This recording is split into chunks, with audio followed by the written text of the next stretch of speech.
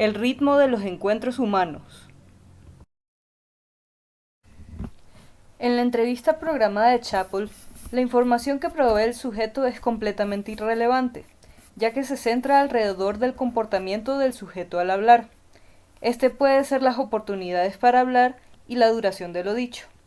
De esta manera, se registra la duración de la afirmación, el tiempo que se toma en hacer la pregunta al entrevistador y cuánto tiempo tarda el sujeto en responder. Esto se hace por medio de una técnica de registro, que consiste en una caja con botones que se presionan cuando el sujeto habla y cuando el entrevistador interviene. Las intervenciones pueden incluir comportamiento no verbal como asentimientos de cabeza, sonrisas y demás. Las personas son muy regulares al momento de hablar. Crean patrones de comunicación que se repiten con diferentes personas, por lo que podemos reconocer a alguien por su manera de hablar. Por medio de la entrevista descrita anteriormente, se puede revelar cómo una persona se relaciona con otras y sus patrones de interacción. Muchas veces esto se pasa por alto cuando interactuamos debido a que nos preocupamos más por el contenido del mensaje que por su locutor. En un experimento, se grabó una conversación entre 3 estudiantes y se le pidió a 100 jueces que respondieran las preguntas acerca de la interacción, tales como quién era el más dominante. A los 50 jueces que se les mostró la grabación sin editar, pero a los otros 50 únicamente se les mostraron 3 luces que encendían cada vez que uno hablaba, sin el audio de la conversación. A los jueces que solo vieron las luces se les facilitó mucho más contestar las preguntas. La cantidad de tiempo que habla una persona y la forma en que lo hace son factores determinantes para establecer la forma en la que la gente reacciona a ella. Unos ejemplos son: hablar más indica un mayor estatus en el grupo, por lo que incrementa sus posibilidades de ser escogida como líder. Interrumpir más representa un deseo de dominar, y esperar una oportunidad para aportar a la conversación representa a un emprendedor. Todos estos patrones de comunicación revelan características sutiles de la personalidad.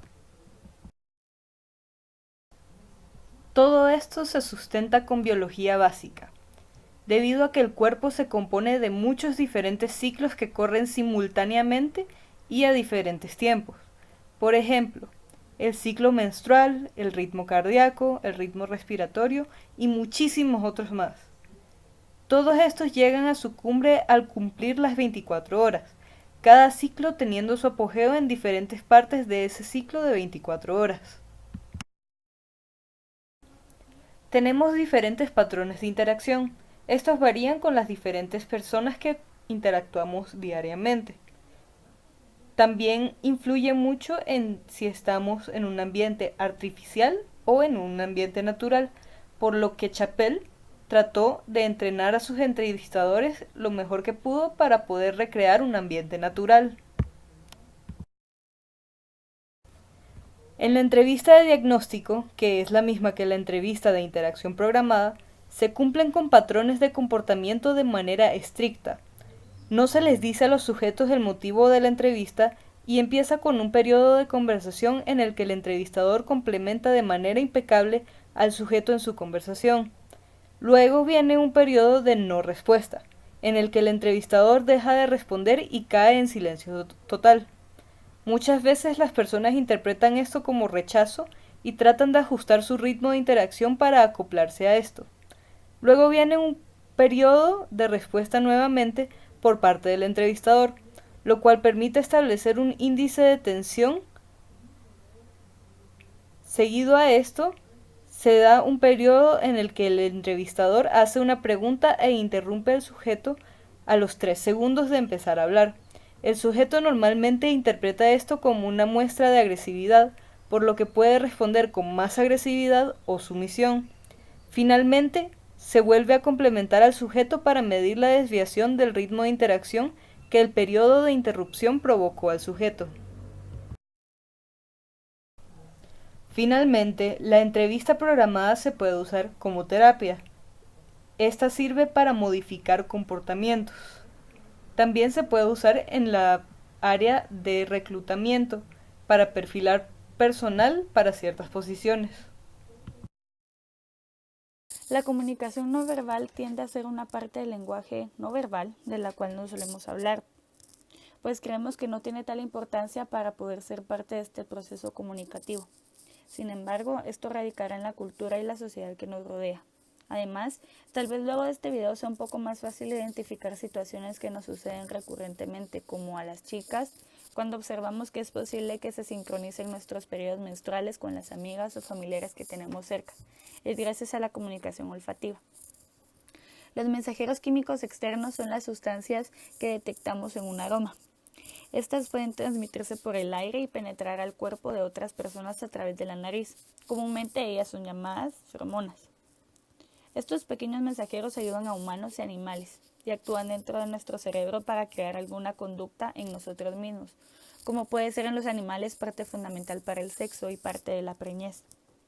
Se han hecho estudios con ratas en donde la preñez puede ser detenida si se coloca a la hembra en una jaula vacía que ha sido ocupada anteriormente por un macho, o también casos en donde se destruye el lóbulo olfativo del cerebro de una hembra, lo que inmuniza este tipo de bloqueo del embarazo.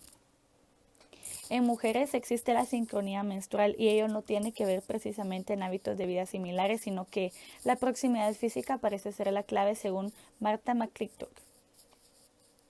Los perros suelen tener una comunicación olfativa con otros animales y con los humanos, pues son capaces de detectar el temor, el odio o la amistad del hombre.